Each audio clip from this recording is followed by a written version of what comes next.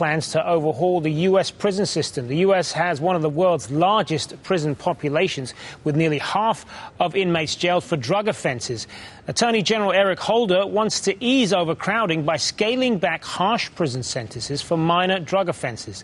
People convicted of low-level crimes will be diverted to drug treatment and community service programs.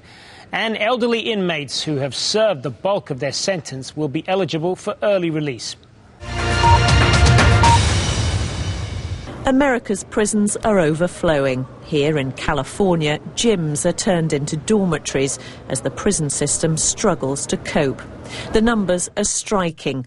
Almost 1% of the adult population in the US is in prison, and close to half of all inmates are serving time for drug-related offences. In 2010, it cost the taxpayer $80 billion. It's a legacy of the 5 decades-long war on drugs, which enforced mandatory minimum sentences for even low-level drug crimes. The Attorney General wants to change that.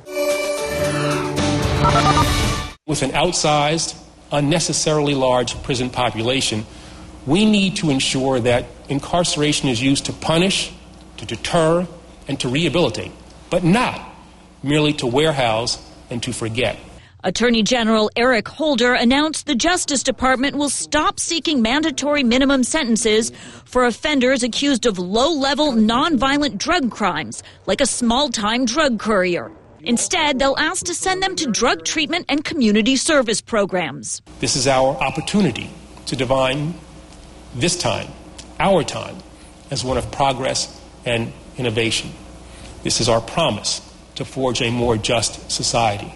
He says he's discussed inequalities in the criminal justice system with the president for years, an issue the president addressed in emotional remarks after the Trayvon Martin verdict. There is a history of racial disparities in the application of our criminal laws.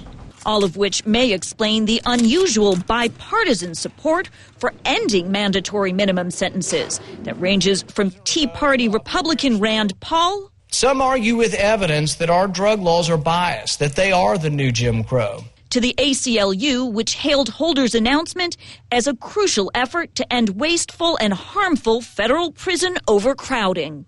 There's also support in the U.S. Senate for further changes, which would give judges more discretion in sentencing. Among the senators who support revising the laws, Tea Party favorites Rand Paul and Mike Lee, who are joining with some of the president's Democratic allies. A bipartisan coalition like that could possibly get something done.